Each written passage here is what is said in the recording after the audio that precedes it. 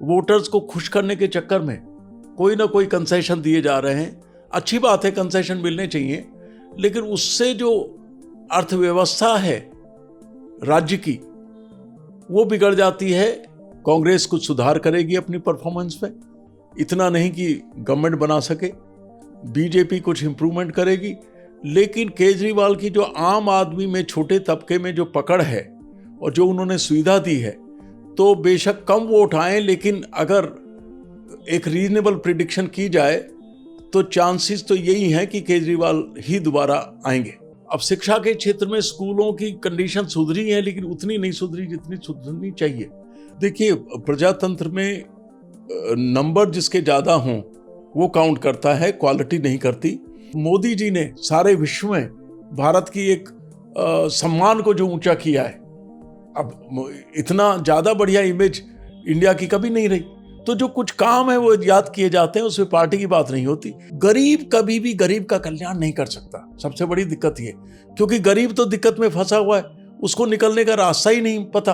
आपको लोगों ने इसलिए बना के भेजा था कि आप अन्ना जी के साथ, दूसरों के साथ वस्तुतः कुछ करना चाहते थे, लेकिन पावर में आने के बाद मुझे माफ कीजिएगा, सिवाय अपने के आपने किसी का कुछ ज्यादा सोचा नहीं।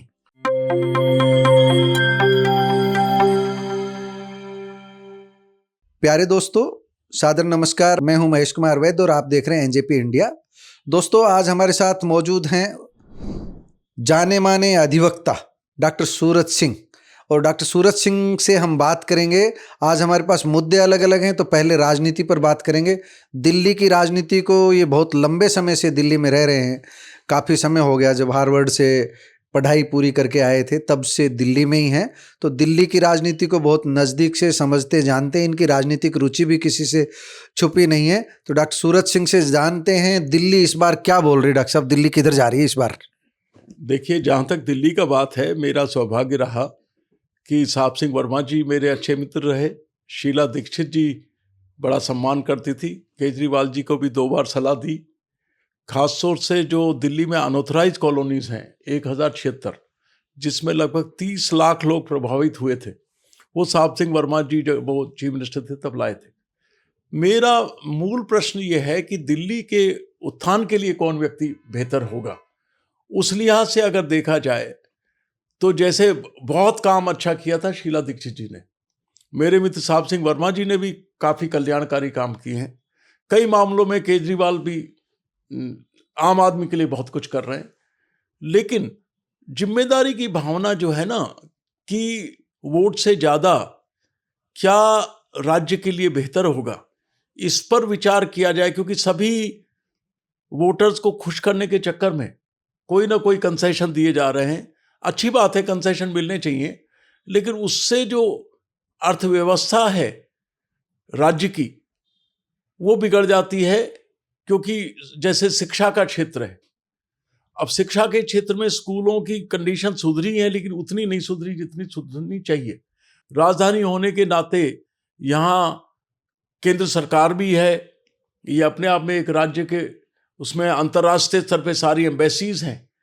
तो उस लिहाज से दिल्ली का मतलब है कि हम सारे भारत का एक रिप्रेजेंटेटिव, दुनिया का पूरे देश का प्रतिनिधित्व करती है दिल्ली, ये समझ लीजिए। जी। और भूतपूर्व कई प्रधानमंत्री, कई राष्ट्रपति, सुप्रीम कोर्ट भी यही है। तो ऐसे में अभी तक जो नीचे तबके के लोग हैं, क्योंकि उनकी सबसे ज़्यादा वोट होती हैं, उस पर ज़्यादा ध्यान दिया जा रहा है। दिल्ली का विकास किस तरह से किया जाए उस पर नहीं किया जा रहा। तो मैं तो वोट उस व्यक्ति के फेवर में दूंगा जो दिल्ली का विकास करे। तो अभी तो आप तो धुरंधर वकील हैं, अपनी बात घुमा फिरा करके कह गए। तो हम तो सिर्फ यही है जानना चाह रहे थे कि दिल्ली में पिछली 3 योजनाओं से अरविंद केजरीवाल सत्ता में, आम आदमी पार्टी सत्ता में है, तो हम ये जानना चाह रहे हैं इस बार आम आदमी पार्टी का तिलिस्म कुछ टूटता नजर आ रहा है या आम आदमी पार्टी वहीं खड़ी है? कांग्रेस बिल्कुल रसातल में चली गई। आपने देखा होगा 2013 का चुनाव में 24% के करीब वोट थे, फिर जब चुनाव आया तो 9% से थोड़ा सा ही ऊपर पहुंच पाई, और 20 के चुनाव में तो बिल्कुल ही पार्टी एकदम डाउन आ गई, 4 कुछ प्रतिशत वोट जो आया। 2015 में 9 से कुछ ज़्यादा, और 2020 में 4.25% के आसपास ही वोट जो है कांग्रेस का मिल पाया।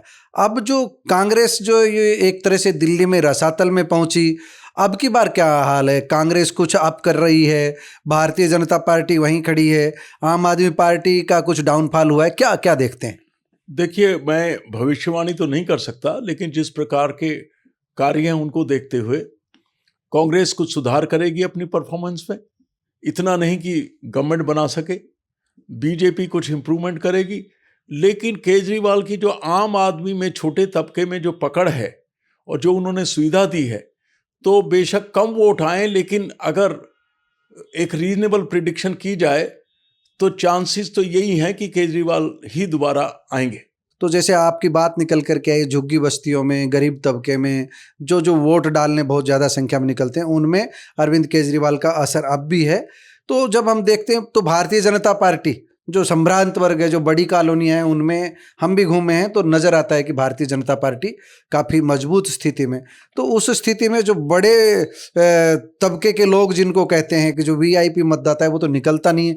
आम आदमी, आम वोटर वो निकल जाता है। आप क्या सोचते हैं? देखिए, प्रजातंत्र में नंबर जिसके ज़्यादा हों वो काउंट करता है, क्वालिटी नहीं करती। अगर एक गाड़ी में चीफ जस्टिस ऑफ इंडिया और 4 लोग उनके स्टाफ के जाएं, अगर हम मेजोरिटी लें तो मेजोरिटी जो एम्प्लॉयज़ है उसकी ज़्यादा हो जाएगी, क्वालिटी की नहीं। ये माना जाता है कि प्रजातंत्र में प्रत्येक व्यक्ति का बराबर का अधिकार है।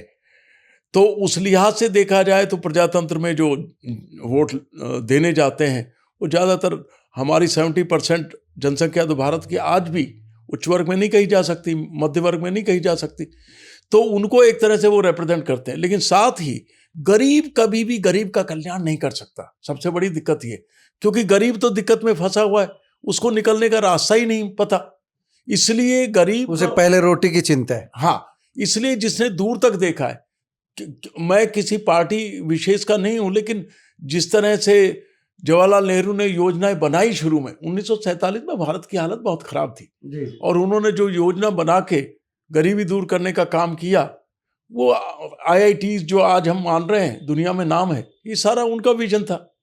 तो इसी तरह अब जैसे मोदी जी ने सारे विश्व में भारत की एक सम्मान को जो ऊंचा किया है, अब इतना ज़्यादा बढ़िया इमेज इंडिया की कभी नहीं रही। तो जो कुछ काम है वो याद किए जाते हैं, उसमें पार्टी की बात नहीं होती। मैं ये चाहूँगा कि दिल्ली में जो काम करने लायक चीज़ें हैं, उनमें सबसे बड़ी बात यह है कि राजधानी होने के नाते हम एक आदर्श एक सिटी का करें। जैसे ट्रैफिक है, ट्रैफिक कंडीशन ही अभी तक जो है, पोल्यूशन इतना ज़्यादा हो जाता है, पीने के पानी की समस्या जैसे बता रहे हैं। तो यहाँ मैं केजरीवाल भाई को ये कहना चाहूँगा, 2 बार उन्होंने मुझसे सलाह ली है कानून के उसमें कि दिल्ली को पूर्ण क्षेत्र कैसे बनाया जाए। एक केस में तो डेफेमेशन में आमने सामने थे हम। तो मैं ये कहूँगा कि आपको लोगों ने इसलिए बना के भेजा था कि आप अन्ना जी के साथ, दूसरों के साथ वस्तुतः कुछ करना चाहते थे, लेकिन पावर में आने के बाद, मुझे माफ़ कीजिएगा, सिवाय अपने के आपने किसी का कुछ ज़्यादा सोचा नहीं। ये जो शीश महल की बात चलती है, उनके सरकारी आवास में बहुत ज़्यादा पैसा जो खर्च हुआ, उसको लेकर के उनकी इमेज जो आम आदमी की थी, उसको कुछ धक्का लगा है? शीश महल से ज़्यादा ये है कि वो दूसरे की नहीं सुनते, और प्रजातंत्र में जब तक आप पूरी टीम की ना सुने तो बड़ा काम नहीं कर सकते। Kejriwal number 1, Kejriwal number 2, Kejriwal number 3, तो ये जो सब जगह मैं ही सही हूँ। तो क्योंकि मैं उनको बहुत अच्छा इंसान मानता हूँ, लेकिन 1-2 बार जब मैं मिलने गया तो मैंने नोटिस किया कि उनके दिमाग में जो पहले से है वही वो करना चाहते हैं। जैसे मुझसे उन्होंने पूछा कि दिल्ली को संपूर्ण दर्जा कैसे दिया जाए, तो हमने कहा कॉन्स्टिट्यूशन के अनुसार पुलिस और लैंड आपके पास नहीं है। तो पूरा चित्र देखने की बजाय उनको यही चिंता थी कि मुझे पुलिस पे अथॉरिटी कैसे मिले, लैंड पे कैसे मिले। अरे भाई, जो मिल गई, जैसे हेल्थ पे आपकी है, एजुकेशन पे आपकी है, जो 16 सब्जेक्ट आपके पास हैं, उन पे तो बढ़िया काम करके दिखाओ जी, है ना। तो वहाँ जो ये व्यक्तिगत केंद्र हो गया है ना, कि जिस पर्पज के लिए लोग बना के भेजते हैं उसकी बजाय व्यक्तिगत प्रॉपर्टी सत्ता को समझने लगे सभी, तो वो बहुत ही गलत पिछले 75 सालों में सुप्रीम कोर्ट का भी मैंने किताब आ रही है उस पर रखा है कि जहां आप पर्पस की बजाय पर्सन पे फोकस करने लग जाएं, वो संस्था आगे नहीं बढ़ती है। डॉक्टर सूरज सिंह जी, अब हम समापन की ओर बढ़ते हैं राजनीतिक विषय में। हमारा अंतिम सवाल ये है कि जो मोहल्ला क्लिनिक ड्रीम प्रोजेक्ट जो अरविंद केजरीवाल का है, उसे किस दृष्टि से देखते हैं? दिल्ली में मोहल्ला क्लिनिक की चर्चा दूर तक है, उसे लेकर क्या सोचते हैं? देखिए, कुछ इनोवेटिव काम में से जैसे मोहल्ला क्लिनिक में स्कूलों में भी सुधार हुआ है, ऐसा नहीं कि कुछ नहीं हुआ, लेकिन वो अगर अपने व्यक्तिगत हित पर केंद्रित करने की बजाय वस्तुतः वोट लेने की बजाय कंप्रोमाइज करने की जगह दिल्ली के हित में क्या होगा ये सोचने लगे तो उनके लिए भी बेहतर होगा, समाज के लिए बेहतर होगा। थोड़ा केंद्र से ज़्यादा टकराव चलता है। केंद्र भी टकराव करता है, कुछ ये भी टकराव करते हैं। वस्तुतः बहुत समय तक तो वो मोदी जी पर ही केंद्रित रहे, जबकि उसकी आवश्यकता नहीं थी, क्योंकि वो केंद्र में आप सरकार में है, जहाँ मोदी जी इलेक्शन लड़ेंगे वहाँ पहुँच गए, इसकी कोई आवश्यकता नहीं थी। अब पंजाब में भी सरकार जैसे है। धीरे धीरे बढ़िया काम अगर आप दिल्ली में करेंगे तो आपको राष्ट्रीय स्तर पर भी दुनिया लाएगी, लेकिन एक मॉडल दिल्ली को राज्य बना के तो दिखाओ। First deserve then desire. धन्यवाद डॉक्टर साहब।